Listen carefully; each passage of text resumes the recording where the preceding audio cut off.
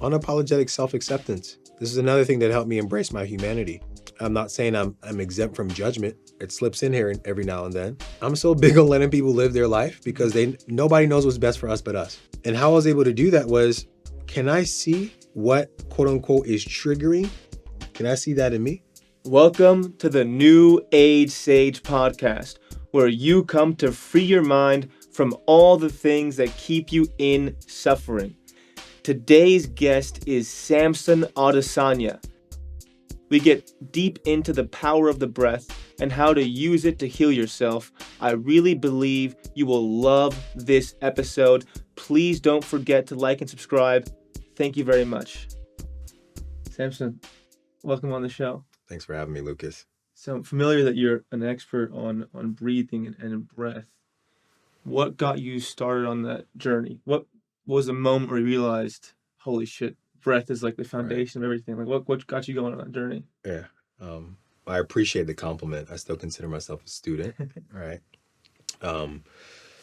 Just through practice, I've been able to, definitely build my experience. But I would say it was my journey of personally like knowing myself, self-mastery, connecting with more of who I am. So I was already on that path for quite some time, attending seminars, reading books. I was already working on my physicality, health-wise, fitness-wise, nutrition-wise. And, I would get results. I'd even hire coaches and mentors and things would be great. And I'd always notice that it always felt like something was missing. Like, for instance, I'd begin a path, or let's say I'd make a new decision, and I'd start to build some consistency over time. I'd find a way to almost disrupt or destroy the progress of that. So that kept happening over time. And then I would notice subtle moments of, passive aggressiveness, or moments where I would, kind of not be okay, but then act like I was okay. So this idea of holding it together, even amongst doing quote unquote all the things I was doing. So I get invited to 8 years ago, get invited to a breathwork session by a good friend. And just like you mentioned just being curious and wanting to know about ourselves. I'm very curious by nature, so I was open. I was a yes. And remember going. I was open, trusted, and I remember at the end of the hour session, if you will, everybody else had already come up their experience, and I come up gasping for air, and I literally said, like, what the fuck was that? I look at the person who invited me, because for me, I had not felt or experienced myself in that way up until that point. And by felt, I realized that there were emotions that I was hiding from, like visions that I saw, ways that I was expressing myself that I would have, yet hindered prior to that. So it was an introduction to myself in a way that I didn't know, quote unquote, existed. But for me, what even lit up my curiosity even more was the fact that I was able to do it with my own breath. Yeah. And that was, it was very interesting to me. It's like this thing, this tool, if you will, this asset that's naturally a part of me that I'm, up until that point was very unattentive to, was the very thing that connected me to myself in a way that I hadn't experienced prior. So that led me down this path of, again, okay, cool. Maybe this can help me grow. Maybe this can help me, support the journey I was on. And it was incredible, like some of the things I was able to find, being able to incorporate it as a personal practice and really feel the massive difference, the effects of it. Yeah, why do you think that is? Why do you think that beneath the breath Yeah. hides the truth? Like if you do a somatic breathwork experience, in my experience, I always realize that I'm just a scared kid. I come back to that root of being a scared kid. Holy shit, I've been hiding all these fearful emotions, all this trauma. Why does the breath hold that power of uncovering all the masks? Yeah. So because its ability to really get us present. So one thing that I've learned is we all have egos, and our egos are essentially what support us and what help us create our sense of self, our identity in the world, if you will. All right. But the issue with that is it's most of the time it isn't connected to who we truly are. There's this false sense of self. And the ego is also built and made for survival. So if that is the original intention of the ego, its job is to ensure that and create massive conditions to support survival. Well, in doing that, it becomes this machine of resistance that denies reality. So here we are carrying this identity or this sense of self that we think is us. That's only been a culmination over time of just stacked moments of denied realities. So when we do, you don't even need a deep breath, but if you just take a moment to breathe and be like literally almost slow down time, if you will, and get present, why people have these experiences is because of all the moments they weren't present, all the moments they didn't allow themselves to be in the moment. So the breath ultimately like gets us out of our head literally and gets us into our body to be able to not just feel, but experience a lot of these things that we've unconsciously probably repressed. Yeah, I hear you. I see the ego as kind of like a protective barrier between Yep. you and the present moment, right? It's like this, you have this objective storyline always being written, so you don't have to feel what the present moment's giving you. Yep. And we're just stuck in this robotic thing. How do you manage that now? Like when you see, because we're all human, right? You're going to have that part of Absolutely. you coming up Absolutely. on an everyday, second to second basis. How are Absolutely. you managing that part of yourself, the resistant voice that's trying to analyze everything in Yeah. front of you? That doesn't go away. And it's the thing is, I think that's an amazing question because there's also this idea that okay, if I do this quote unquote breath, or if I do this one thing, then I'll be able to not have to deal with that. No, for me, I understand the ego's position as a role to support us.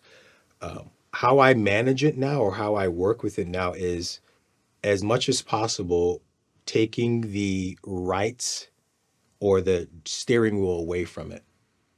And how I do that is, can I learn as many moments as possible to accept the consistent now moment? Mhm. And it's like, it's something as simple as, I'll take a breath and it's like, let's say I'm going through a situation. And like you mentioned, there's this storyline. But this storyline, the ego would do everything in its power to confirm that. So for, let's say my storyline was, you know, I wasn't enough. So my ego was also living a life of seeking to prove that. So I would invite experiences in my life to prove that very storyline. Yeah. Now, let's say something happened where that wasn't the case, and I was able to consciously interrupt it and actually choose something different. That's for me, it's learning how to like slow down time enough so I could be present to make a different choice that's outside the storyline that my ego wants me to keep. So it's an ongoing process that doesn't stop. But I think for me, it's just learning how I can accept and be present with every single moment. Yeah. How do you take that new road? Because it's so hard, right? Because everything in your body and Mm. mind wants to go back to what's familiar, in the comfortable Yep. place, and it's so constant. You can come back down to how I react to traffic. It's Hmm. it's so constant. How do you constantly choose that new path? Yeah. By not denying the old one. Mm-hmm. And I say that because I've learned that while, for instance, I want to make a different choice, I used to be the one condemning the old one. And again, we're talking about the world of resistance.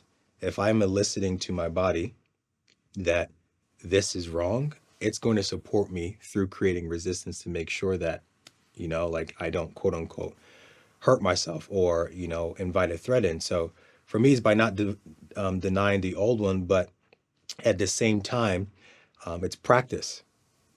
What's familiar didn't just end up there. It was familiar because I practiced it either consciously or unconsciously to where it became a behavior or became a habit or became weaved into who I am. So it's just like I made a choice, I get to make a different choice, but also ensure that I can create elements around what can support the continuation and integration of that choice. What when I'm in that moment of like I recognize Hmm. past stories coming up, I'm always like, how much of this is something I'm not feeling, Mm, like a resistance to a past emotion I don't want to feel, mm, or how much of it just like an addictive thinking pattern. mm. So how do you make that differentiation? When you're like, ooh, maybe I should feel in this This moment is good. from that past, or when is it just like a robotic script that I have to start changing? So I once heard that we don't have problems; we have emotions we don't want to feel. Yeah. And I'll give actually one explanation that can kind of speak to all of it. And I think it's connected to our biology. It's connected to how we're designed. So you're familiar with, nervous system, right? Well, we have the vagus nerve, which is the principal component of the parasympathetic nervous system, which is our rest and digest function. Well, 80% of that nerve, which is a mixed nerve, are something called afferent fibers. What are afferent fibers? Those are sensory fibers. So 80% of those fibers, which are afferent, literally is information carried from the body to the brain. So it's 80% of information that we collect, that we receive, that we give, that we're gaining through interacting with our environment, through how we relate to it, is coming from our body. That's 4 times the signals from the body to the brain than the brain to the body. So this is already telling us that we're more feeling than thinking. Like 80%. It's already saying that. And, you know, and it's not just obviously emotion, but it's our sensory experience. Maybe it's when you're feeling the story come up, is like, can I really tune into like what's going on in my body? And then if there's a feeling, can I allow myself to feel it? And obviously an emotion, if it's there.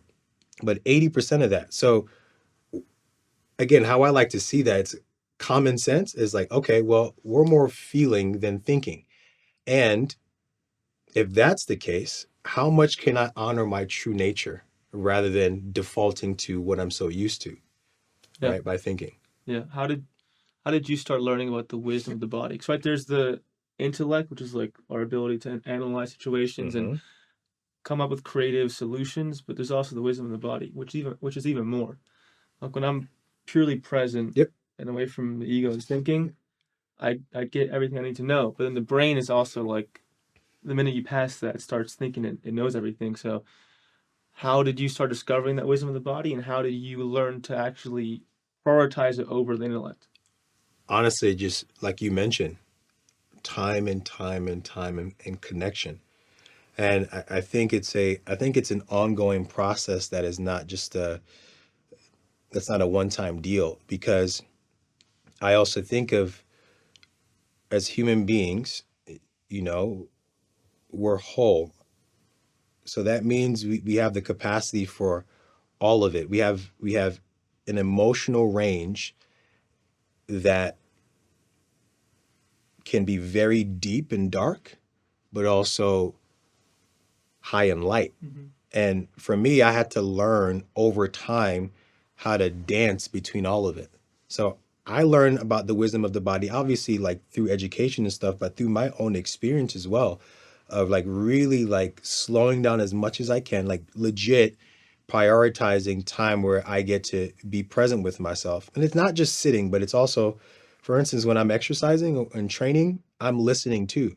I'm also perceiving what's happening as I'm doing these movements. Or, for instance, in this conversation, I'm very present to the fact that, okay, there's really nothing like happening. I feel calm. I feel like we're having really good dialogue. So it's practice. And the more I do that, I like to think that it's aware that I'm listening.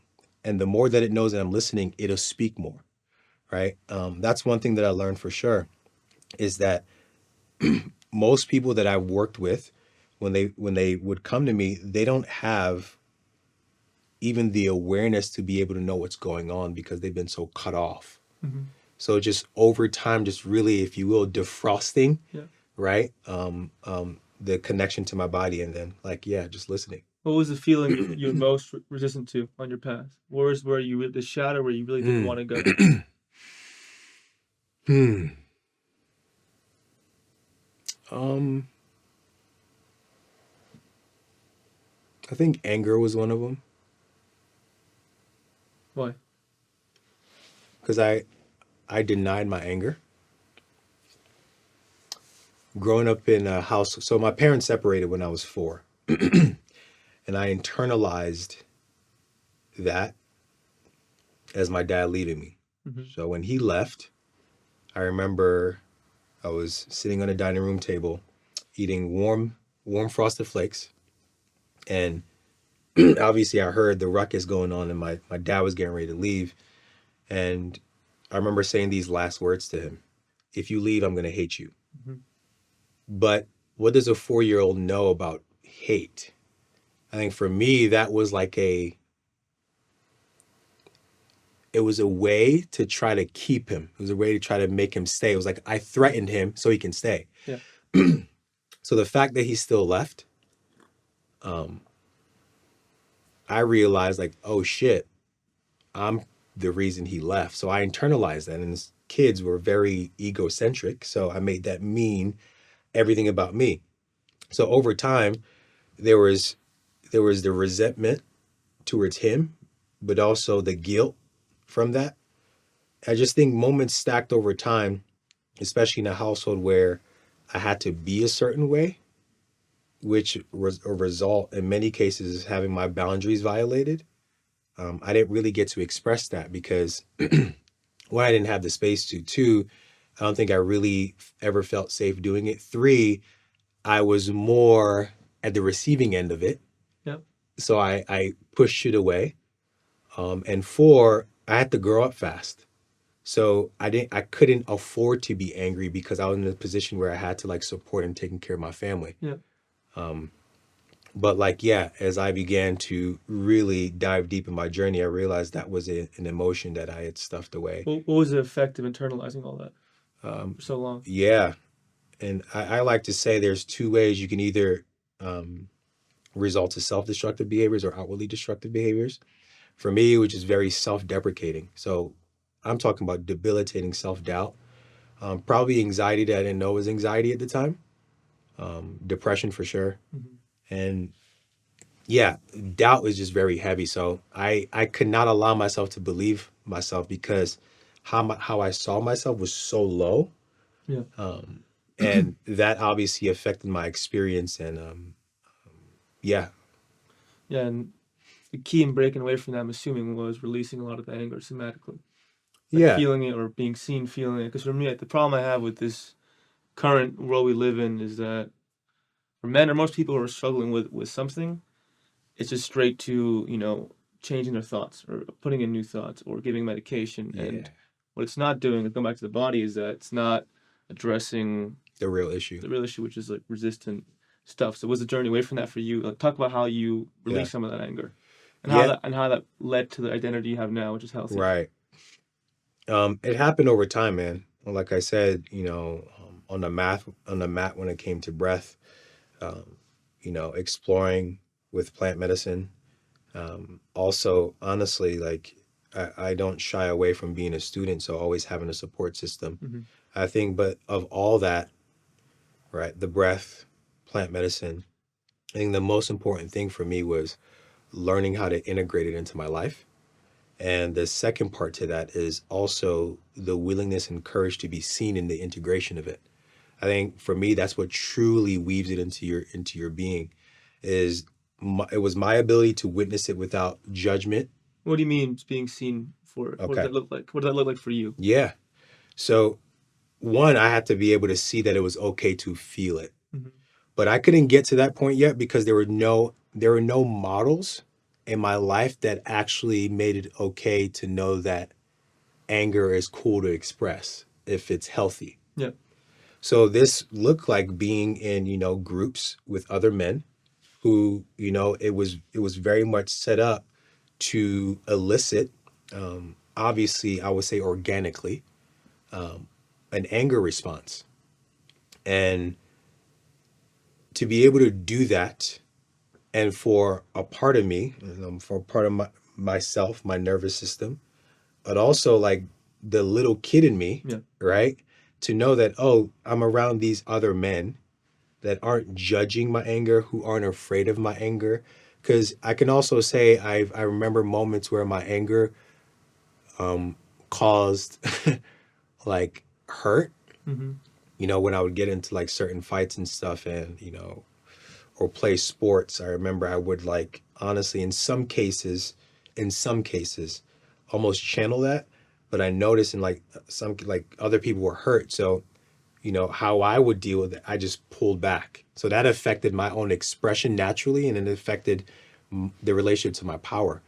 But to have a group of men um, honor me in a way of not judging it and also see them in it was for me that was one of the biggest things.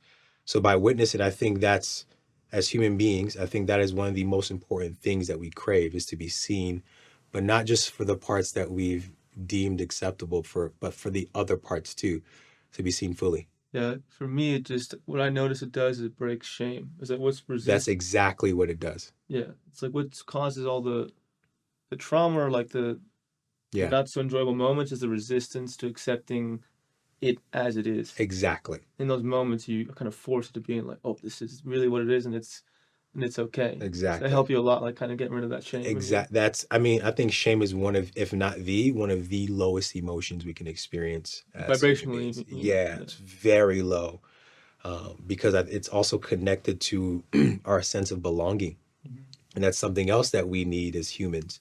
We want to belong, right? So it's like when I'm holding this shame about myself, when I'm holding this shame about like who I think I am, right? It's also affecting my sense of belonging. So as I was really honestly holding a lot of this repressed energy in myself, it also simultaneously isolated me, Yeah, right? So to be able to like come out of that, and when I say come out of that, it's so interesting because I've experienced personally, and I can see that we could be in a room full of people but still feel isolated. of course, yeah. So when I say coming out of that, it's like literally coming out of that. Even if I'm by myself, I feel that I can be okay in my aloneness versus feeling isolated or lonely. Yeah. So yeah, it's helped me really work through layers of shame for sure. How do you do that now? How do you feel comfortable and alone? Let's make that distinction. Yeah, What's like the beauty of being alone versus loneliness, and how can we get to that space and like to be alone versus lonely? yeah. I could definitely speak to the aloneness. I resisted, I resisted aloneness for a while, because of what was connected to like this wounding that was connected to fear of abandonment. Because as I shared with our relation to my father, so what came of that, I actually remember I was in the jungle last June, and one of the biggest moments from that was I remember my group facilitator. We woke up one morning, we were talking, and it was it's one of the big nights for me that was really difficult. So I came up, we were talking, and I remember sharing is like, I've worked through years of, letting go. I say that because there's many levels to it, but letting go of this resentment and at one point hate towards my father. And we were sharing about that because there was a lot around the uh, the lineage of my father's side, like the paternal side. So Mhm. myself, my father, my grandfather, my great grandfather. So that was the theme. And I remember him asking me. He was like, "What?" He said, "In committing to resenting your father, what if you also resented Father God?" Mhm. And I remember literally bursting in tears because for the longest in this work, I've been desperately seeking to connect, almost in my own way. I was trying to willfully connect, like forcing connection. And as I know now, there's no need to force connection because it's always there. It's just what is in the way of me connecting to what I like to call God or source, whatever it is for anybody. So my inability to connect intensified my fear of being alone. Because the reality is, I learned, and we're never alone because that that energy is always there. Yeah. And that's what I came to truly feel. That's what I came to truly be with. I realized a lot of the things that were hindering not just the connection to myself, a lot of these things I was repressing was also hindering the connection to this greater energy, which was affecting my ability to not be able to be with myself. It's such an interesting dance because, Yep. after like a long meditation, I'll be to space from I feel like I'm with my soul, right? Yep. I feel like some presence is with me. Yep. I believe each of us have a team of whatever Yep. people, Yep. ancestors Yep. guiding us. Facts. So I'll be there being like, Ancestors are here right yeah, now, bro. I hear you. I hear you talking to me. It's, Yeah. fuck, you're always with me. Yep. But then away from that and stress, the Mhm. ego then comes up and it thinks of like, I need connection through this like perfect snapshot of what it thinks life should be, of like being the life of a party or having, girls or guys romantically running after Yep. you. So it's like, how can you how can you successfully have that dance between both where Yeah. you can pull back to the healthier side once the ego wants a certain thing? Yeah. What does that dance look like for you, and how have you managed to be at peace with it? For me, it was understanding just the role of like the things, the inner workings. So truly understanding that. So I like to believe that we don't have anything that we don't need, right? We wouldn't be, you know, given, we wouldn't be built with, we wouldn't be designed, we wouldn't be created with any aspect of our experience, right? Emotional, physical, mental, or spiritual that doesn't have a purpose. I've always had that perspective. It's never been black or white for me. I've always kind of known there was some gray area or middle ground, Yeah. even though like society didn't reflect that back to me. So I always thought I was crazy. So I've been able to always come back to this level place like, okay, cool. I have this for a reason. I'm maybe not using it effectively. And this is in relation to the ego. So when I knew this is its role and it's actually supporting me in helping me survive, the question became, okay, what is it protecting me from? And I really started to unpack that. I was like, all right, cool. Well, if that's the case, can I employ it for a different job that's actually going to support me? So how I'm able to dance between both is knowing that, and this is again a work in progress because I feel like there are different levels to everything, is knowing that I don't need to create any circumstances or conditions within my system or outside of me to feel complete. Is at any moment that I can, close my eyes or go for a walk or take a breath or, look at my family or dance or smile or talk to people, to know that with or without that, there's something inside of me that is always reminding me of my completeness. Yeah. And that's how I dance Yeah. between that. And are you under the impression the more you get in touch with and live from that completeness, the more you actually attract the things that will serve you Absolutely. anyway? This That's is been your experience? it's such a simple concept, but it's so, in my opinion, is one of the most difficult things to really stay in.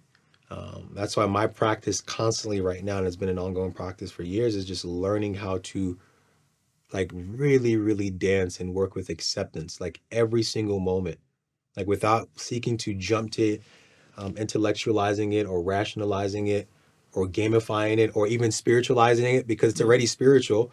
How can I just accept? As a man, how is that for you? I think with men it's a little harder because I think we're conditioned to work and produce and always be an intellect and be analyzing everything. Yeah. So as a man, how can you essentially go here? How do you cultivate masculinity while also receiving from that feminine space a little bit? Like how is that? How can one do that?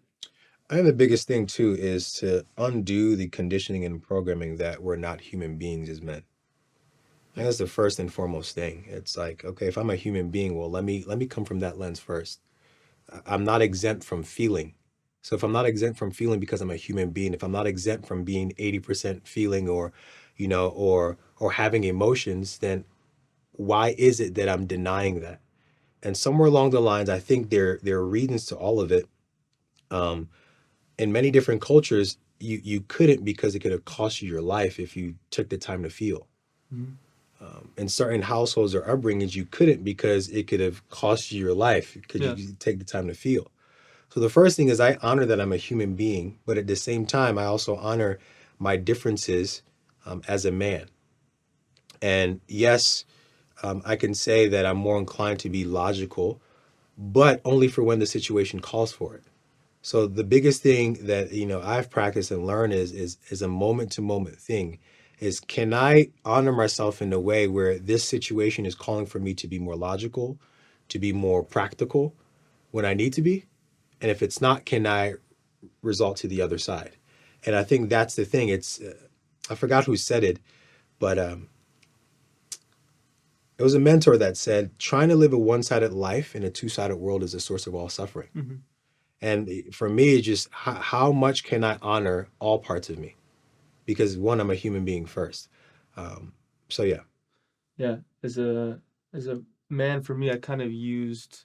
So growing up, I grew up privileged financially, but I didn't have the love I needed as a kid. So for Yeah. me, it was a lot of abandonment. I had severe asthma, so I was like Mm, almost choking to death every night.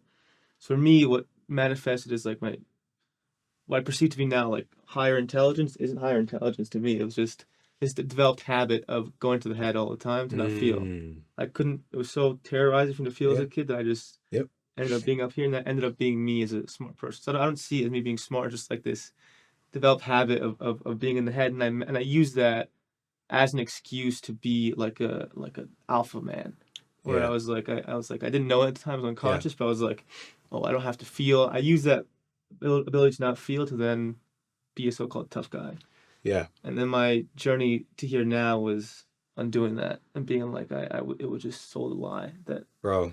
yeah I mean, I think there's nothing that, let me not say nothing.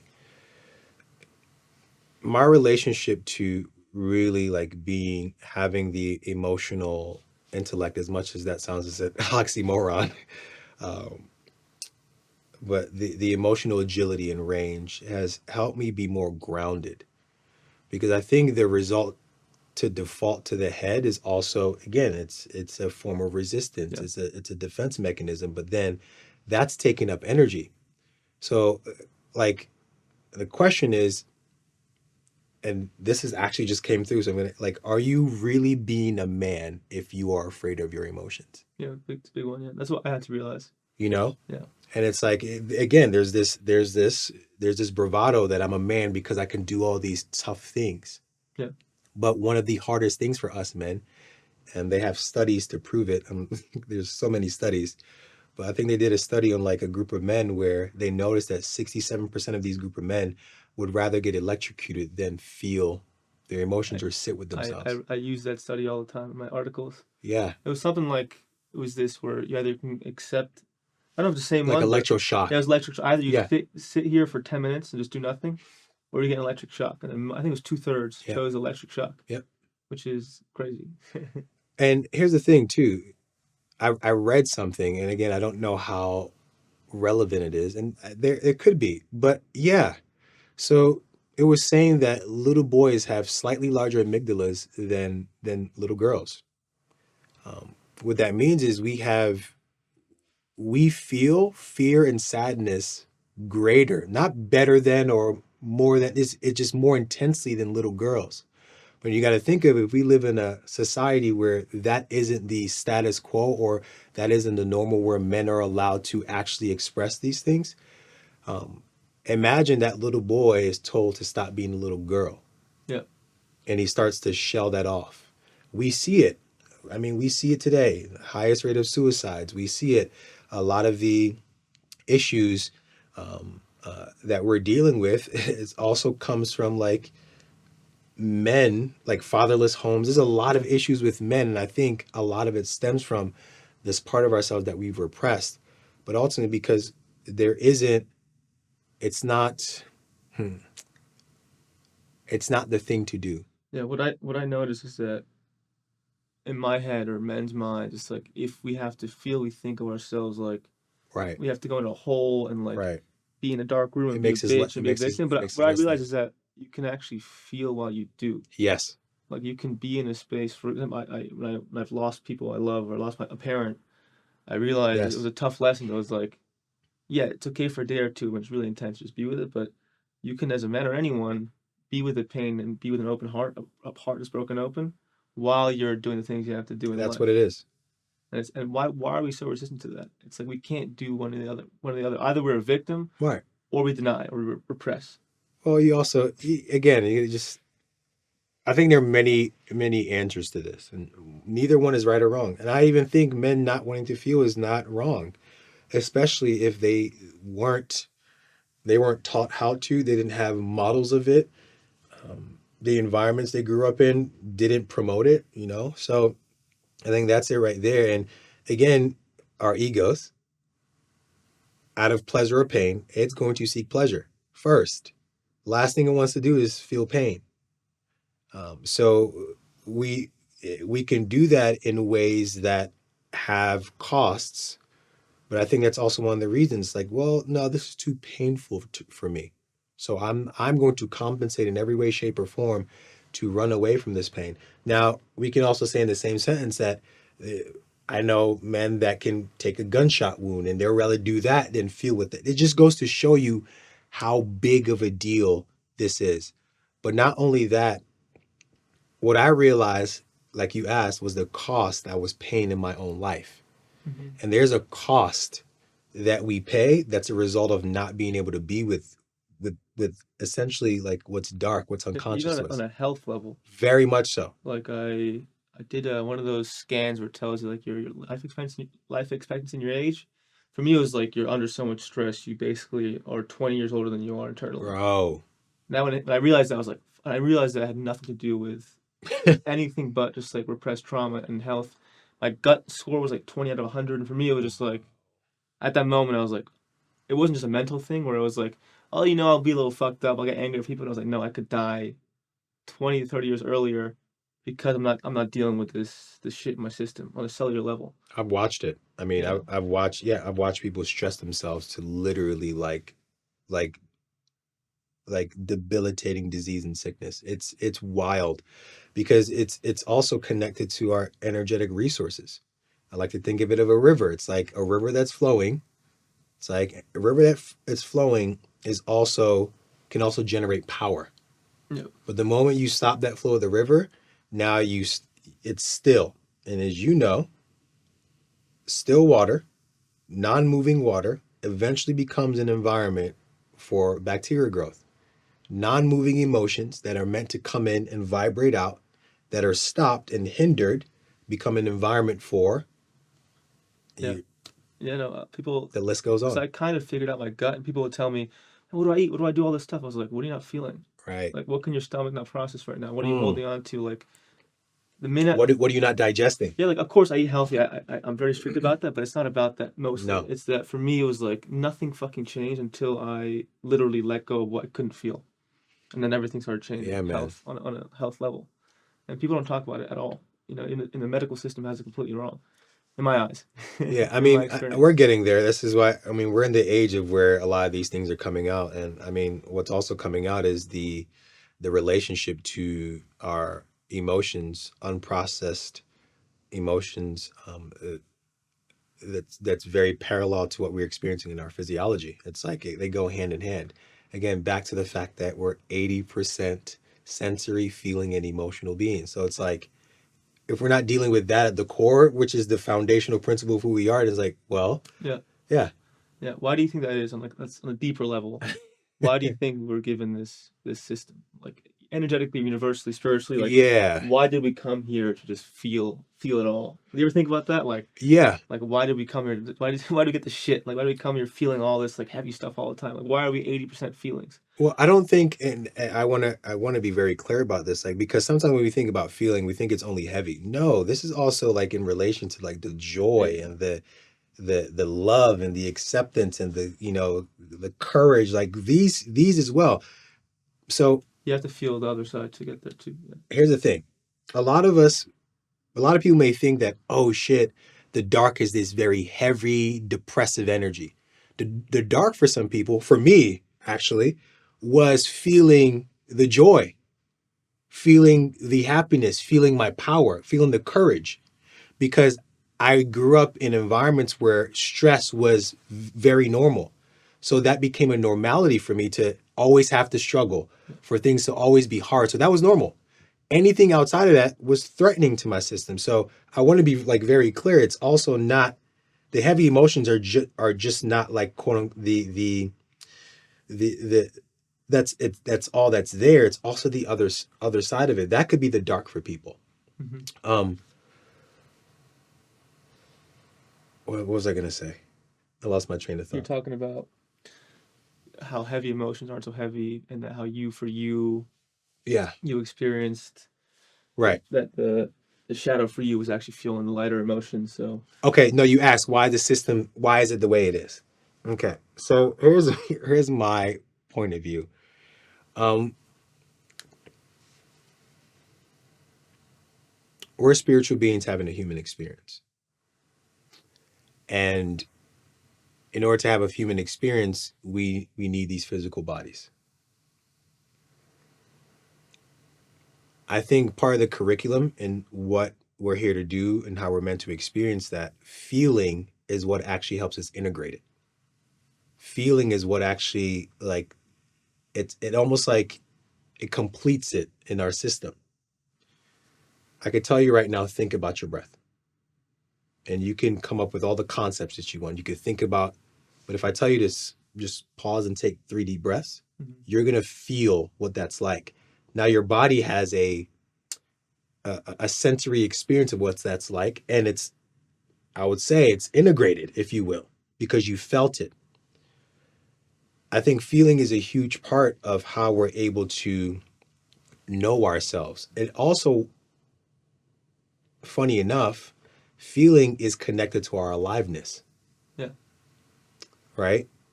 If we tech technically and figuratively don't allow ourselves to feel, we're also repressing our aliveness.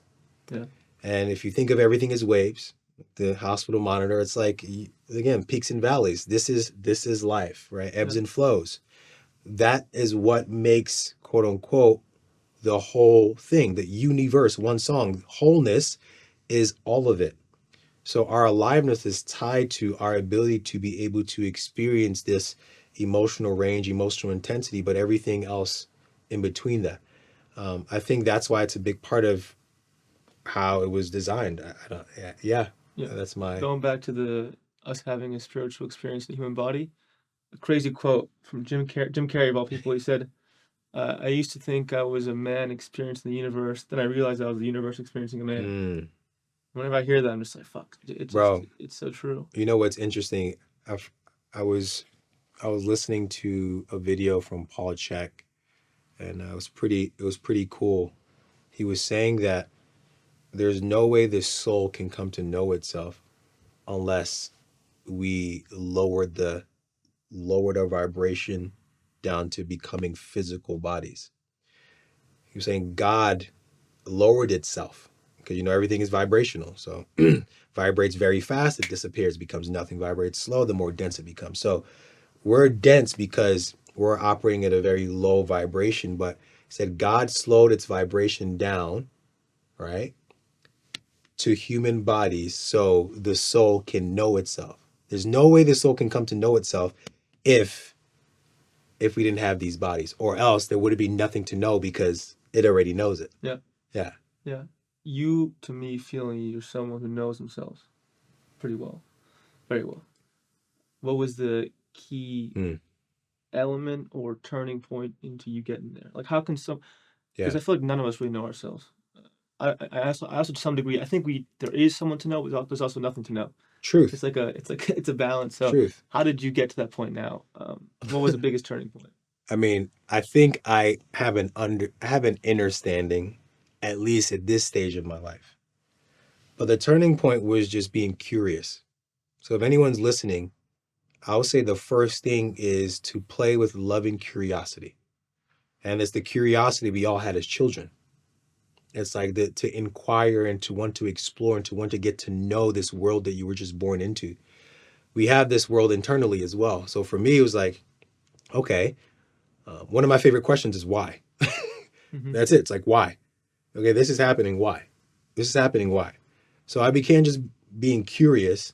And then the curiosity led to awarenesses and realizations. And then awareness and realizations, I weave them into who I am. It's like, okay, I was unconscious and blind. Now it's illuminated and I can see.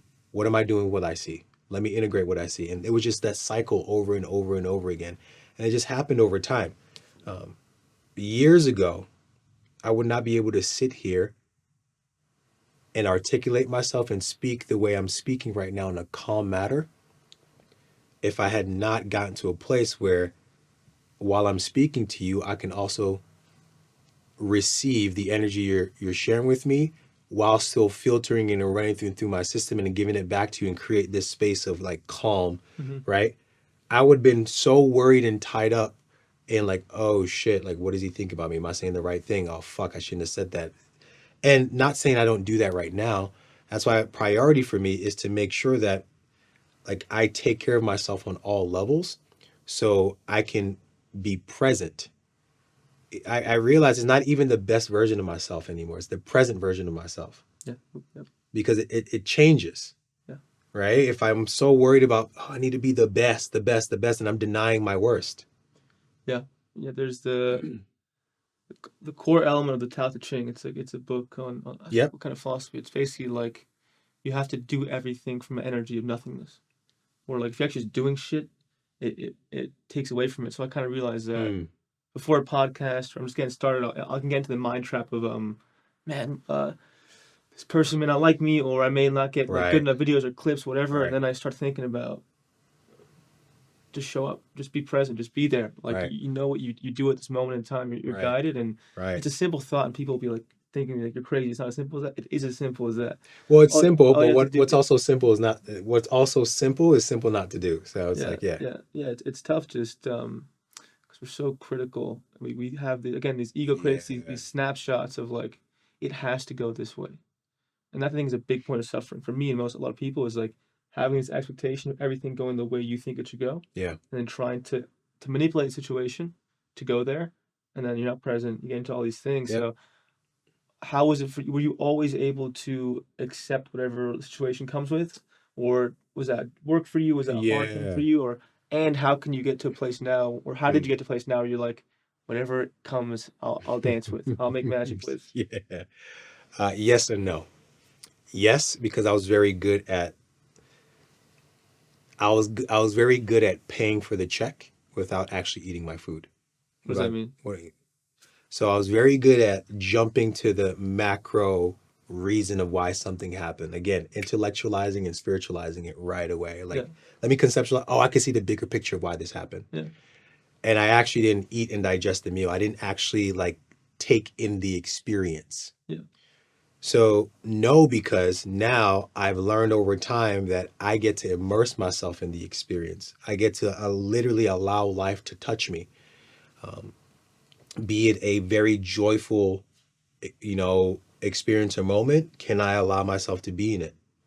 Knowing that regardless of time or not, that's the only time in time that it's ever going to be like that ever again. Yeah. A mentor of mine would always tell me, taste it. And I'd be like, man, what the fuck are you talking about? Right. Like, taste the experience. Please just taste the experience. Like, what the fuck? Right. I was always in such autopilot. For me, I had this, I don't talk about this much, but I had I did DMT. I had a vision of my future. And I'm not going to say exactly what it was, but I was super successful in what I wanted to do. I felt I saw it. I was like, okay, I'm doing this. I know it's the case. And then I'll tell my mentor, why isn't it here? Why am I still in this grind? He's like, because if you got it now, you wouldn't be able to taste it. You wouldn't be able to experience it and be with it. You're being conditioned, initiated to then actually like taste it when it comes. Yep. So I completely agree with what you're saying. Well, and back to back to the question of why you asked, like, why is it that we need to feel? Why this is the reason why. When we can actually taste and digest it, then we're assimilating the experience. Now it's a part of us. And I was good at skipping steps. I was good at, oh, okay, I see this. Let me jump to the end. And this is a process I use for myself and with other people is, okay, when something happens, can I source enough safety within myself to be present and trust, to witness and welcome this moment as it is, then accept it so I can be grateful for it. Literally, it's just down that line. I can't be How do you grateful do that when it's going the exact opposite the way you wanted to go? as much as I can, slowing down to breathe.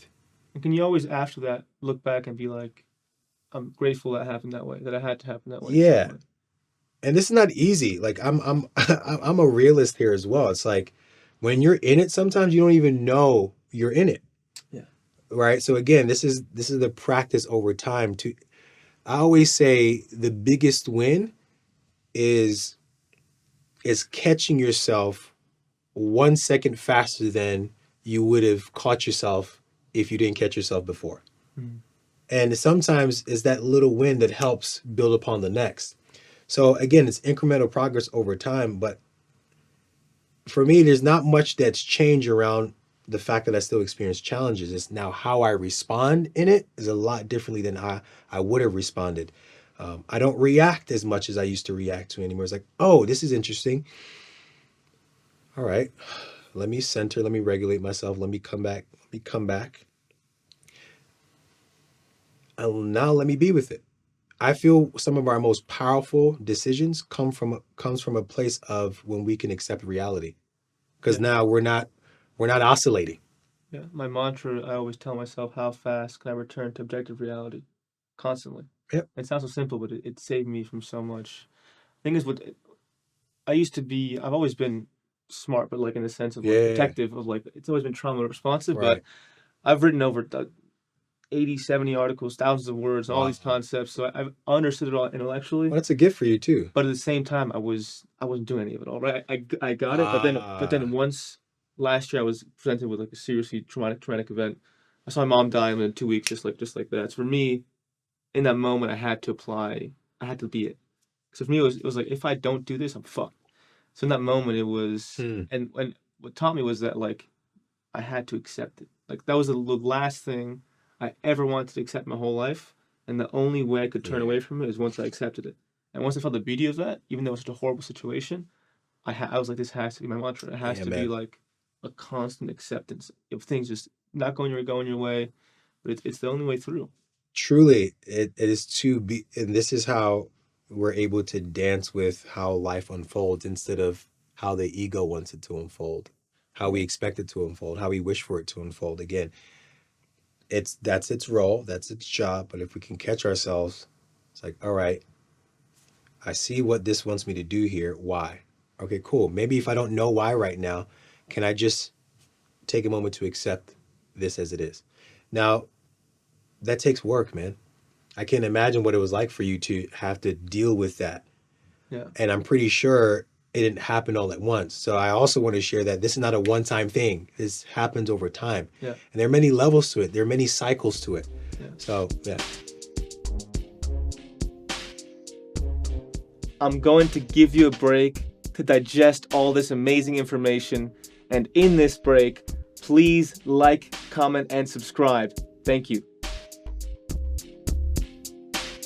Going back to accepting objective reality, what I had to accept is that there's the truth of external reality, like accepting something you didn't want to happen that Mm, happened.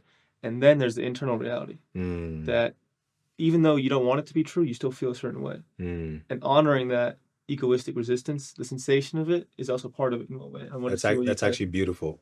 That's beautiful. I wholeheartedly agree with that because, yeah, something to be said about, let's say there is resistance to accepting reality, or there's a resistance to accepting how things are. Um, Honoring that it's hard to accept is accepting it as well. Yeah. And I think that's big. So for instance, hey, can you accept this? Or can you allow yourself to be with it? No. Okay. Why? It's challenging. There's some resistance. Okay. Can you allow yourself to be okay with it being challenging?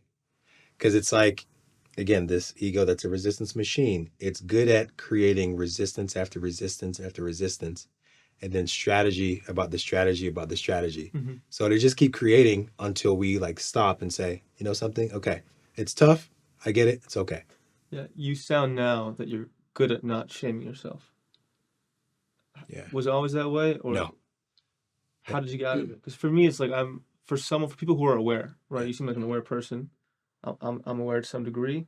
Is that when you're very aware, it can be easy to shame yourself, right? Because you get so aware of the things you're doing Mm-hmm. wrong, that I see most people I see are depressed. I talk to friends. I'm not a coach, but I can do it in Yeah. some ways. I talk to friends who are depressed, and they're just very aware people who can't stop shaming themselves in Hmm. some way. That's what I noticed. So it's like, how did you have that transition to where you are now? Yeah. And the thing is, there's still elements of when I catch it when it wants to happen. Mm-hmm. Because that story for me isn't completely like, it's not complete. Again, there are levels of it. So it's not that it goes away, I just catch it. And I love that you talked about the fact that people, the more people are aware, it makes it easier for them to like almost like shame themselves. So around like, for instance, parenting. Um, because I've become aware about like my own experiences in my journey. Same thing with my wife. We're very like we're present with how we raise our daughter, and a lot of it wasn't. I mean, we still instill some of the values that we had growing up, but a lot of it isn't how we were brought up. So there'll be times where I catch myself. Sometimes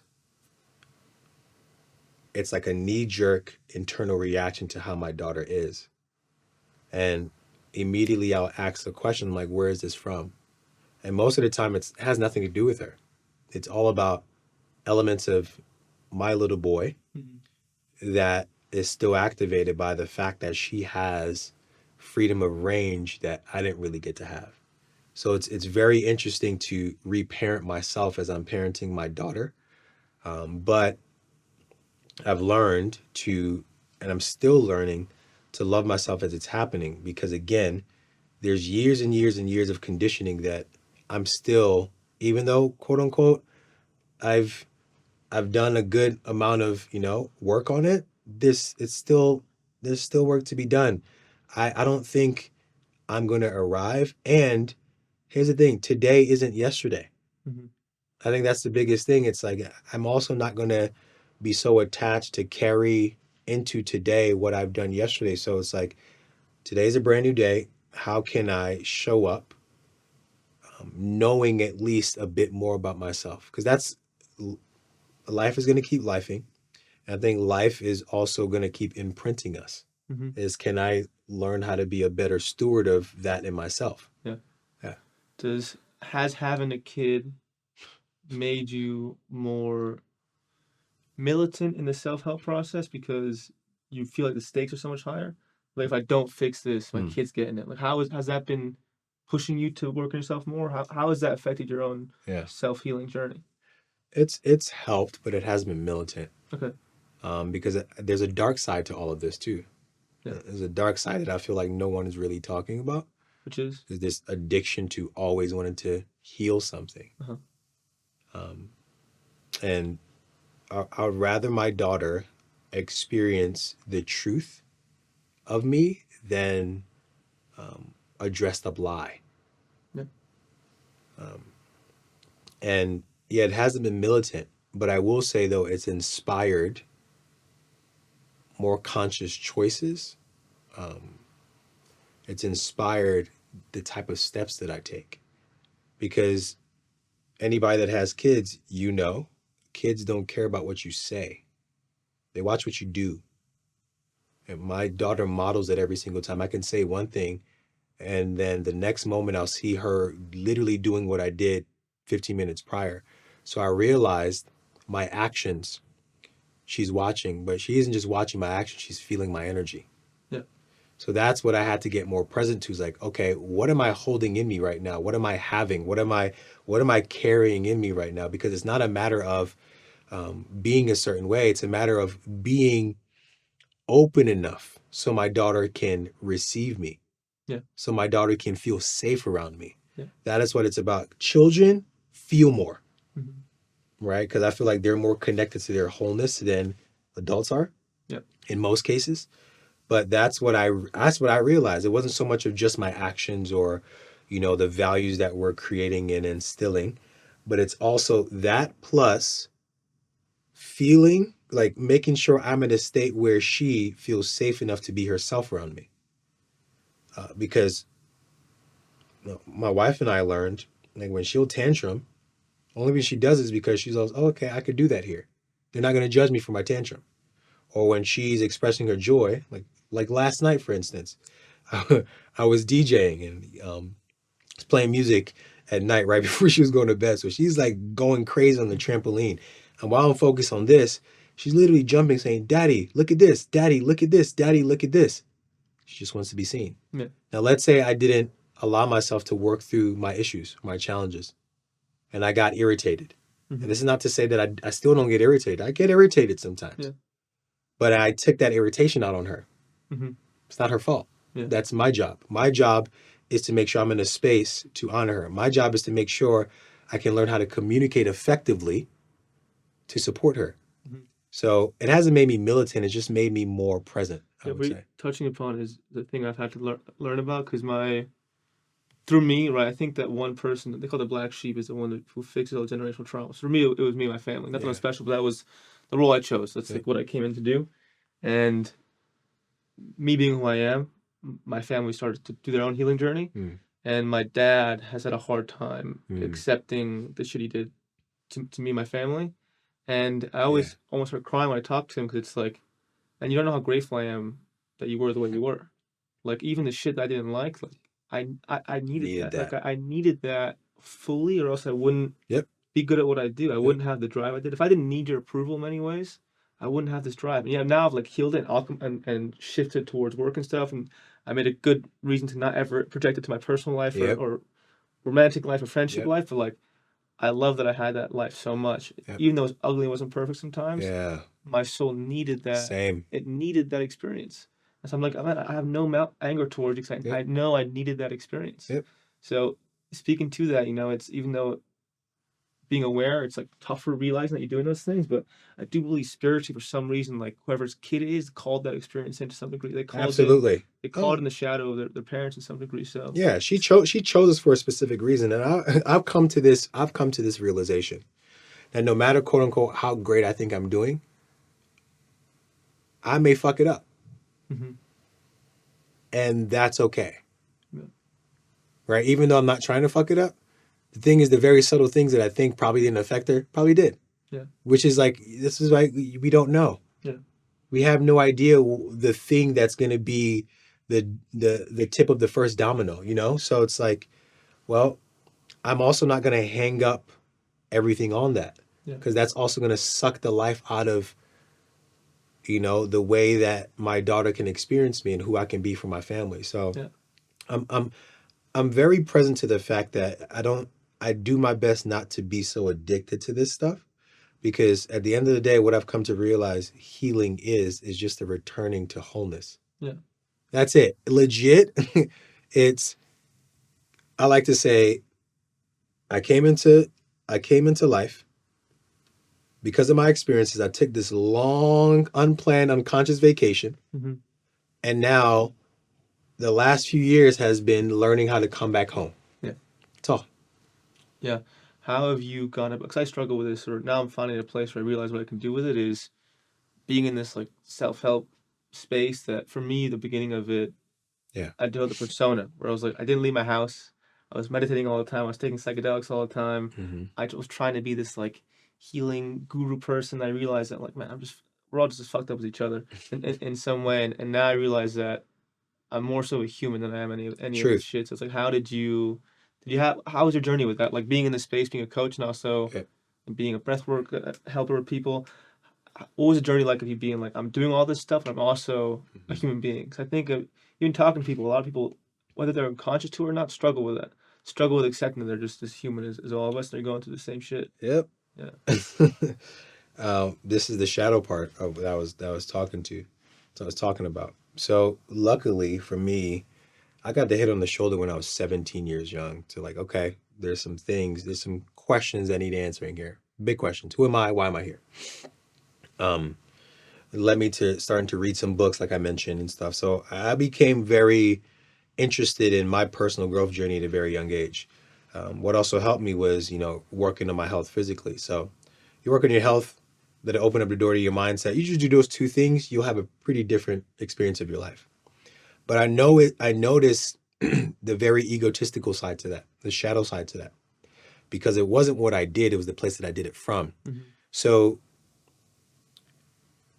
and not fully, because I also don't want to kind of like wrong myself from, but I can see the shadow side of it. So my direction in moving to my personal growth journey, I realized was a reaction of how I felt about myself. So, oh, let me go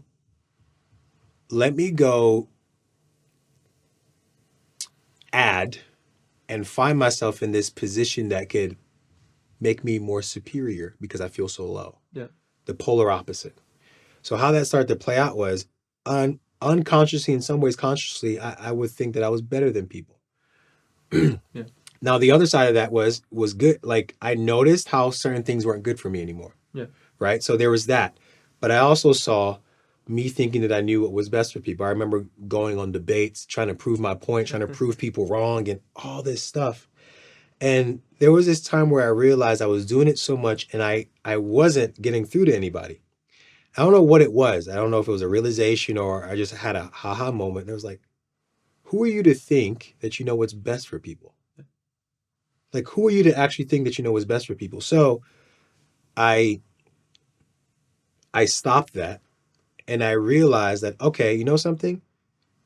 People get to choose what works for them. Yeah. I remember because I I believe that there's this culture of cutting people off. I've never had to cut anybody off. You know, this is not to say I tolerate BS, but I've never had to cut anybody off because I know simultaneously when I shift my energy, when I change cellularly, everything else has to change. So I didn't really have to choose to cut somebody off. I just moved in a different direction. Yeah. So my old friends, I'm still in contact with all of them, but we don't do the same things. Yeah. Right? At one point, I can say, yeah, I can actually look back and I looked down because I was in this position of learning. It's all bullshit. Yeah. Right? So when I'm like, no, they're just doing what works for them and that's okay. And the more I practiced that, the more I minded my own business, Yeah. right? Hearted my own business. I felt like the more like freedom and peace I experienced. And you asked the question about the humanity. Like literally when I began to address a lot of what I repressed in myself, there's no other way to feel that you're human, but to feel the colors and different facets and facets of your humanity. And when I did that, for me, I love being human. Mm-hmm. As a matter of fact, I think there's so much. I think the denial of reality and denial of our humanity is why people look down on humanity so much, because it's too much. Being human actually requires you being reconnected and reassociated with your body, which comes with having to deal with some of this heavy stuff, which is a lot for people. So we'd rather stay away and hold this high position, thinking that this is where I need to be. Yeah, I completely agree. When I used to be super judgmental of people drinking or doing drugs or eating too much or stuff like that, or eating, fast food and shit, all that kind of stuff. And I eventually realized that we're just protecting ourselves from feeling what we don't want to feel on every level. Yeah. Like for me, I look at like, okay, their fast food, their alcohol is my ice bath, is my meditation. To some level, if I'm doing a 2-hour meditation and get an ice bath, I don't want to feel something. I'm chasing something that Some high, straight up. Yeah, so it's like for me, I look at it that way. It's like it's the same shit. Like people, so I'm sober, and people will be like, I'm young, I hang out with young people a bit, and they're like, "How do you do this shit, man? You judge me?" It's like, no, like Bro, for I real. think I'm just as crazy as you. I'm getting an ice bath at 6 a.m. I'm going on long runs, working out all day. Like I'm just as crazy as you in my own way. But it's a different. I see it as a habit that's not healthy, but better for me in my own experience. Yeah. It's for me, it's just figuring out what worked for me. And unapologetic self-acceptance. This is another thing that helped me embrace my humanity. I'm not saying I'm exempt from judgment. It slips in here every now and then. But I'm so big on letting people live their life because nobody knows what's best for us but us. Yeah. And how I was able to do that was, can I see what quote unquote is triggering? Can I see that in me? Mm-hmm. And this is the ability to be able to be with the range. When I saw that I was judgmental, when someone judges, I can accept them. because that's me. I can do that. When I see someone being an asshole, yeah, if I call them forward on it and I, with love, like check them, like, hey, but am I going to make it mean more than what it is? No, because I have the capacity to be an asshole too. Yeah. If I see someone experiencing joy, can I love them? And absolutely. Why? Because I have the capacity to do that. This is back to the conversation. When we can accept our humanity and all that comes with it, I think there's bridges to be built in actually seeing how much more we're alike. Yeah. And I think is the reason denial of reality, which causes separation. Yeah.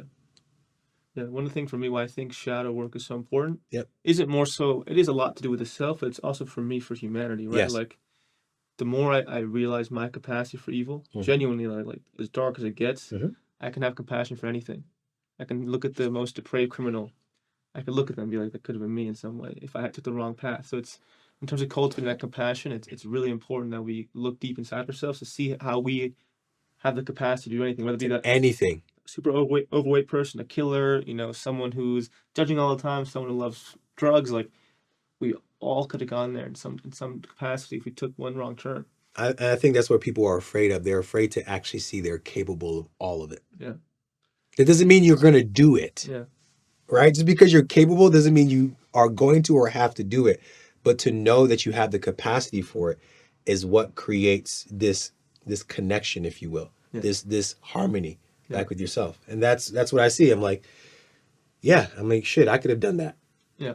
If only everyone right now could do that. It would solve It takes time. a lot of stuff. But what do you think is the main impetus to, like, us not wanting to feel it, like feel or recognize that in ourselves? Like, why is it so hard for humans to be like, fuck, that could have been me? Like, why is it so tough for us? That requires giving up an identity that we're holding. Yeah. It's we have this sense of self that we're holding. Most of us don't even know that. It's all unconscious. Like, we don't even know that. They have no idea.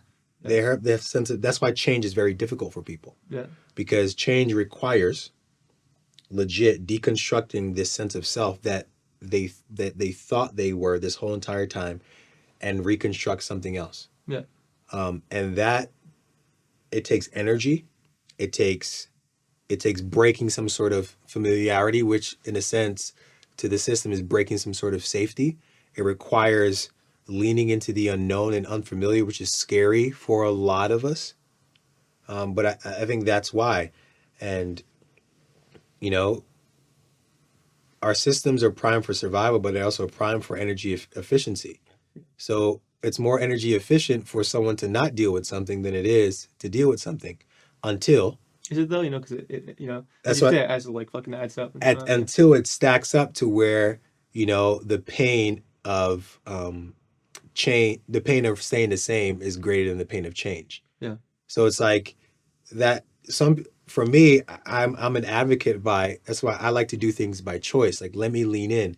And I like to also believe that life is always inviting us into experience, moments, relationships, however the dynamic plays out, but it's always inviting us to know ourselves deeper. Yeah. Like everything. So, I think the identity that people is holding, eventually, if they don't choose to be with it by choice, they're going to invite enough experiences that's going to force them to do it.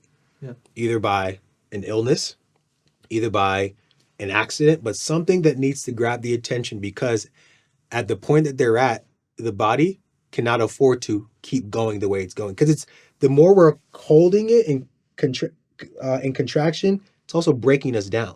Yeah. Yeah, that's what I try to be very aware of, which is scary in a way of being like, once I catch a shadow piece of me, a part of me that's doing something that isn't serving me anymore, I know that, like, okay, you have to not have to, but you should get ahead of this now, because it's gonna keep happening until you're broken one day, until you're having a serious health issue, or you get into another fucked up relationship, or you make another poor friendship, or your nervous system's too jacked up, or something that you get sick. Like, for me, it's always I get sick, and then I get sick, and I'm like, oh fuck, I had to realize that. But it's so I completely agree that we really have to start getting ahead of these things soon. Yeah. It's tough though. How do you, in that moment of catching because we're always, no matter where you're on the path, you're going to catch some unconscious tendency. Mm-hmm. Okay, let's go back. Let's maybe unpack your process. You're in the car, you realize, oh shit, I have this thing I'm doing that isn't serving me anymore. Mm-hmm.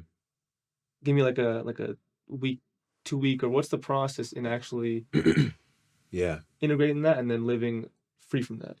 Like just catching a new awareness thing that Yeah. serve you and then moving to freedom. So What's that process like for you? again, it's presence. Presence is my biggest thing because What does that mean in that instance? Like just being yeah. with it? So before even jumping to a solution is like, Mm. can I fully like taste it? Yeah. Can I taste that? Holy shit! This thing has evaded me, or if I've evaded it for a long time, it's been dark, and then it just popped up into the light. So it's like, because if I'm not present with it, if I don't allow myself to be with it, then what happens is it can run away. It can go right back into the dark. Yeah. Because I'm trying to do something with it. So it's, oh, okay, that's interesting. Curiosity about it. And then for me is, I think even in what I've learned, even in honoring it, there's not really much I have to do with it because all it wanted to do was come up and out. Mm-hmm. Right. Yeah. Now I can see probably how it's affected me and then make a different choice outside of that. Right. But can I give it the space so I can honor it in the moment? Yeah. Right. Yeah. Yeah. And how does that, when it comes back, because that always happens, right? Mm-hmm.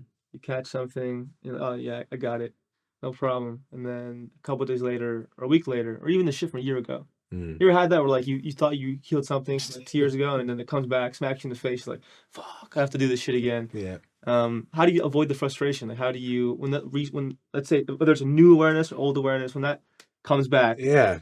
oh man, I thought I don't try to avoid the frustration. Yeah. I think that's another thing is like, as much as possible, man, it's like, not saying that I don't try to avoid the frustration, but I actually don't try to avoid the frustration because it could be in the heat of the moment. Things can pop up in an instance where I'm just having a shitty day. Yeah.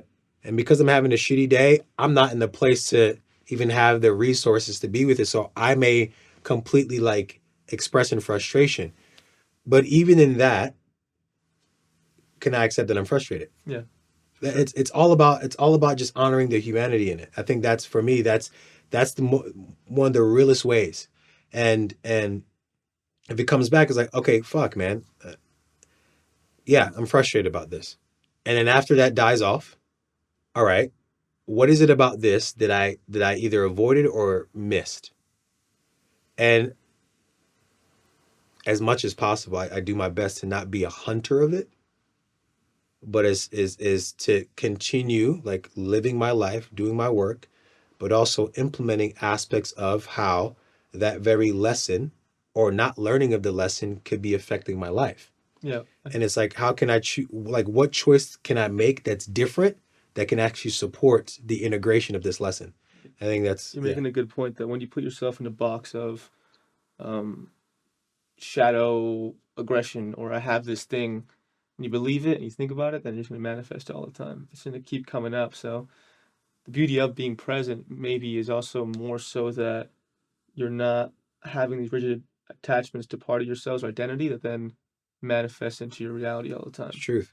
That you're not bringing on the bullshit that you're trying to let go of, And I think a lot of us, when we're doing shadow work and we attach ourselves to labels or things, or I have trauma X and all this stuff all the time, and we're always looking for it, we just manifest it all the time to some degree. I mean, again, that's why I've never been a big fan of a label, and this is interesting, or names, because I never really liked being in boxes, and even saying that I could realize that's even a box in itself, right? Again, but it's needed because we need an identity, right? Yeah. We need one, so it's easier for people to have a name to it, and there's nothing wrong with that as long as we're not attached to it. Yeah, man. So, and sometimes it's like, okay, being present, and we've been talking about that for the longest, but I think it's ultimately like truly being alive. I think that's what it is, and that's the the juxtaposition that feels like scary at times, or that can sometimes elicit resistance a lot of times, is the need to control the outcome. Yeah, I'm trying to integrate this now as I realize that to be at peace, you have to make the unknown your comfort zone. And let me explain that a bit. We're always in the unknown if we truly think about it. Like, When you're present, you're in the unknown. yeah, completely. Whether it's like, Yep. we all have like 15, 20 emails, texts that aren't getting answered right now. You have a partner who's not meeting your needs in some way. Like, Yep. we're always stuck in the Always. perpetual unknown. How it's for me right now, it's almost impossible. Like, I built an identity of always being in control. And always, I used to manipulate people in many ways to get what I wanted. I did too. Yeah, now I'm in a space where it's like, past We all years, do, by yeah, the way. yeah, the past years. There's an ounce of manipulation. Well, let me not say all in the shadow expression of it, Yeah. but there's an ounce of we actually, let me not generalize it, but there's an ounce of manipulation when it comes to like creating safety and preserving our life. Yeah. We got to manipulate some way, shape, or form in order to, ground ourselves. So there is, How did you go about making that unknown your comfort zone? Where I'm assuming you have a lot of responsibilities. You have a family, you work hard, all that kind of stuff. How do you keep your peace amidst all that, all the things that could go wrong, all the unknown? Because I think your metaphor before of like having a flowing river. How can we keep a flowing river if we don't even know where it's supposed to go in some way? Trust. For me, it's personally, it's my relationship with God. Mm-hmm. What does that look like for you on a day-to-day basis? And how does it help you and everything? Yeah, man. Without getting too like attached to it, is some sort of connection through prayer, meditation, or stillness. But I also think, God doesn't just speak in those moments. God speaks in all moments. God's everywhere. God's in everything. So it's my ability to be present and aware, and knowing that as many times as possible, is that, I am not alone in this, that there is actually a bigger game at hand, Mm-hmm. that my ego wants to convince me that I'm the one that's running. Mm-hmm. And all that I can truly actually control is everything that's within my scope of control, which is my thoughts, my emotions, or how I choose to feel my emotions, my feelings, my habits and behaviors. And everything else is none of my business. So it's learning how to drive my car in a very unpredictable world. Yeah. And, and that's the biggest thing, is like, I try my best not to worry about anybody else's steering wheel. Mm-hmm. And if I can just focus on mine, then I know that how I show up is going to spill over into all of my relations. But my relationship with God, man, and it's ultimately is trust. Because to be honest, everything I shared today, yeah, that's a lived experience, but there's a lot of shit that I don't know. Yeah, I think what you referred to for me in hearing you is that presence is actually the largest form of prayer in some way, right? Because it's a full trust and surrender of God in many ways, and that if you're not present in some way, you're resisting God. Yeah.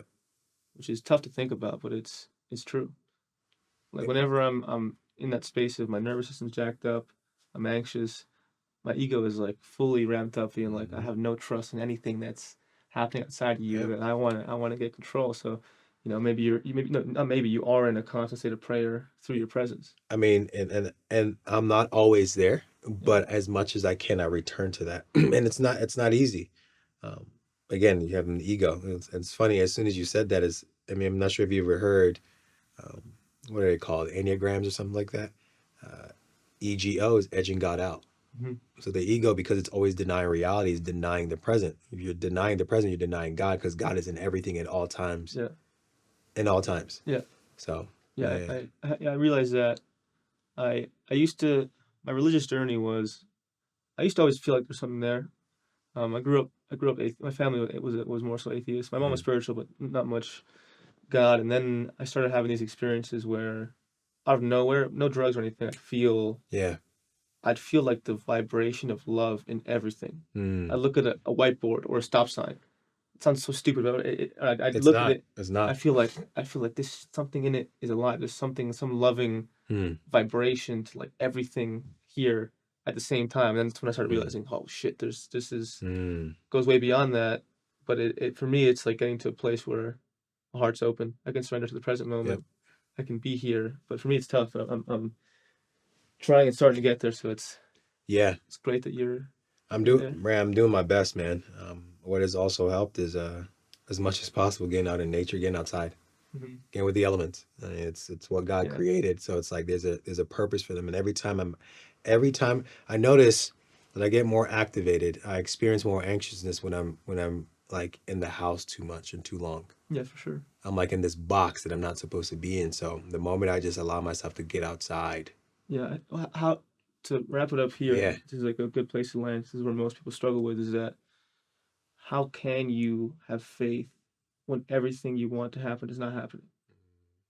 Right? Because when you ask any atheist, I'm not trying to convert anyone. It's not my business. Yeah. When you ask most atheists being who deny God, which is perfectly fine, they Well, I don't think they deny God. They just don't believe in God. But they believe in not the belief of God. yeah, So they believe in something. it's an identity of Yeah. theirs. I mean, more Yeah. so whenever I talk to them in a Yeah. debate, they'll be like, "How can I believe this if all these terrible things happen or nothing Yeah. I want my ways to happening?"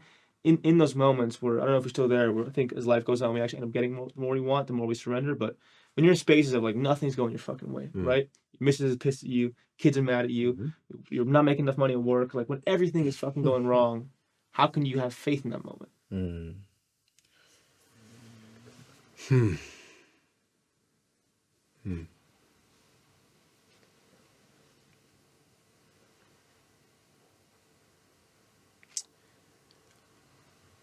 So good this is coming up for me now. So there's a difference between blind faith and faith with a vision. I think the faith that a lot of people know and have been brought up on is blind faith. I'm going to believe in something that I don't see or don't know. I'm going to believe in what someone tells me. Tell me to have faith, I'm going to have faith.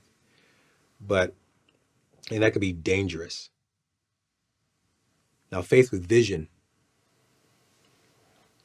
that's a different story because it depends on the long game and what you see for what you want to create. Mm-hmm. Right? So if you know that, okay, at some point, this is the vision I have for my life, Mm-hmm.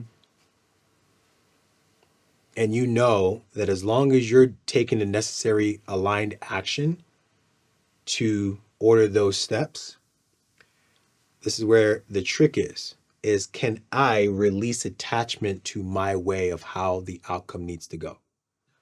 That is what I've learned in my experience is that everything that I've ever envisioned for my life and what I wanted to create, it's been way better than I can even draw it up. And the times where shit's hitting the fan, and that's because I've gotten too caught up in it being my way. Mm-hmm. It's like, oh, it has to be my way. So there's an expectation that I have, and expectation always breeds disappointment, always. So I've just learned to, as much as I can, because I'm still working on this, can I pull back some more and just literally, like, while I'm taking action, I can be assertive in my work and the action that I take while surrendering at the same time. Yeah. It's like I'm in my car, but I'm not in control of what's on the road. Yeah. But let me steer, right? And just follow the direction that's being shown to me. Yeah. So that it's a dance. It's not one or the other. I think it's a very and game. There's a lot of gray area here. So when shit's hitting the fan, again, can I get myself to a place where, okay, I'm accepting that shit isn't working my way. Can I be with it? I had there was a friend who we were chatting and took them through a process. And he mentioned he had just moved to a new state, starting this new career. And he caught himself in so much like fight, like fighting against the current. Like, I gotta make this happen. I gotta make this happen. I gotta make this happen. Like, man, like, and the more he was doing that, he was getting tired. And the conversation started because he was like, dude, I'm tired and I'm frustrated. And we got to a place where we realized he was resisting and was so afraid of actually being broken down. Mm-hmm. He was afraid of accepting that this shit is hard. Yeah. He was afraid of accepting, like, bro, like, I don't know if I could do this. Mm-hmm.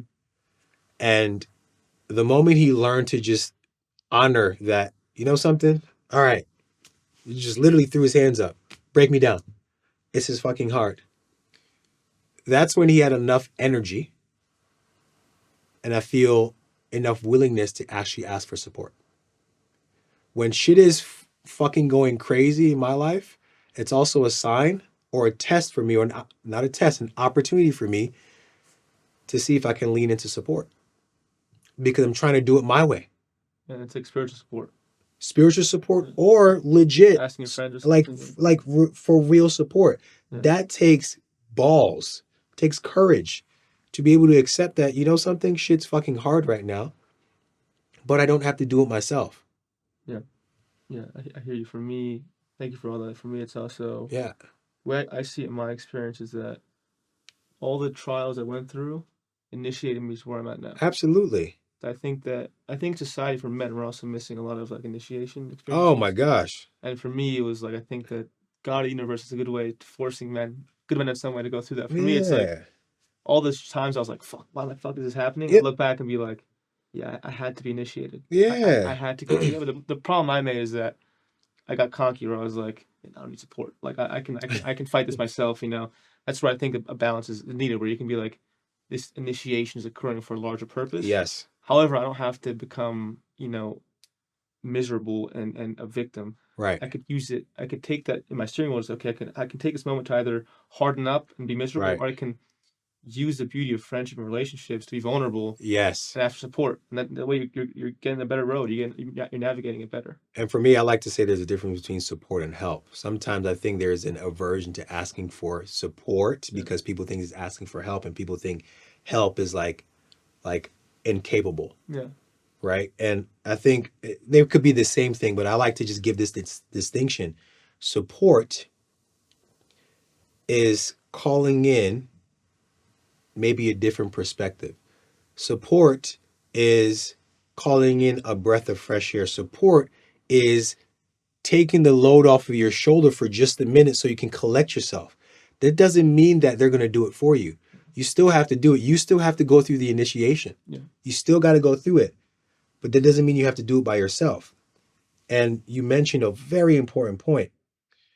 I feel there's a lack of manhood, because that's masculinity is a word that's just fucking thrown around too much nowadays. But there's a lack of manhood because as a Western culture, we haven't had the culture. Like I grew up hearing about it because I'm Nigerian, so I grew up hearing about it from from my past. But there isn't a culture of, and it's happening now. But there wasn't a culture of counsel with elders and other men to transition a boy who's experiencing within himself this shedding that is being expressed as sometimes maybe depression, this need to not be around anymore because he wants to come out of his skin. It's like, I don't like this anymore. Yeah. Normally in other cultures, they know that's the time that we get to create a bridge where the boy transitions to being a man. You know what I mean? But we haven't had that. So I agree, but there were controlled environments that built challenges for boys to transition to men. Because as men, how we also grow, how we also connect with ourselves is through overcoming challenge. We need challenges, men. For sure. We need challenge. But if we're not, again, if we're not aware of our ability, or if we're not even affirmed, I think that's another thing that's missing. Is like that's why the father is so important, especially to the son, because when the son is moving through a lot of what's happening within him, puberty, right?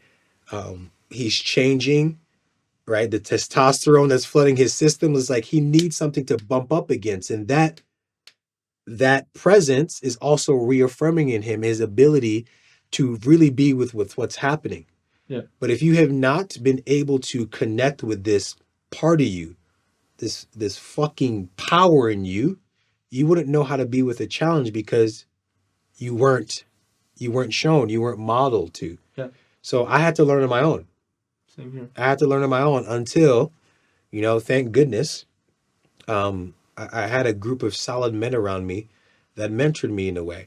And I remember I looked for myself in a lot of other people. I literally was putting together puzzle pieces of like, oh, I'll take this, I'll take this, I'll take this, and make it me. That shit never worked because it wasn't me. So, yeah, man, I agree. But sometimes it sucks when you're in the middle of it because the last thing you want to do, especially if you don't know, is to know that you don't know that you're being initiated. Yeah. You can only see that after the fact. But for sure, yeah, I didn't become a man until my mom died. Like, I didn't. Wow. Like, no fuck, I was a boy. And then going through that and having to carry my family through that and being like not that I made sure not to fix them, but that experience turned me into a man. Like, I wouldn't be a man if I was have been a boy. Real. So it's like that was my initiation in some way, and Yeah. although of course I wouldn't want to not make that happen, but at the same time, it's Right. like, yeah, I wouldn't be a man if, and it happened just before all my career stuff happened. So it was like I had to experience that for me to be initiated. So I completely agree. And in that time, it was tough to zoom out and see, but now being in that position now, being like, yeah, not that. Yeah. I had to have that experience, but you can't zoom out until you're actually in it, right? And you've completed like the cycle of being in it, which again, we don't know when, we don't know how. It's can I dance? Can I surf? It sounds fucked up, but I would tell myself, at the beginning of my career when I was for 2 years, like writing nonstop, getting no clicks and nothing, any challenging time. It sounds counterintuitive. I wish I could tell my younger self, I know it sucks, just enjoy it. Like, just be with it. Like truly fucking experience it. Even though it sucks, just like, I wish I could tell my younger self, just be with it, just enjoy it. And there's going to be an older version of you telling you the same thing right now. Because as much as we say we enjoy it, there are moments where it's like we forget. Forget. Yeah, well, So, yeah. Thank you very much for absolutely, man, coming on the show. I appreciate it. This was a fun conversation for sure, man. Yeah, thanks for having me. Thank you. This was good. Hey, I hope you enjoyed that video. If you want to watch more content, click this video right here. And please don't forget to subscribe right here. Thank you.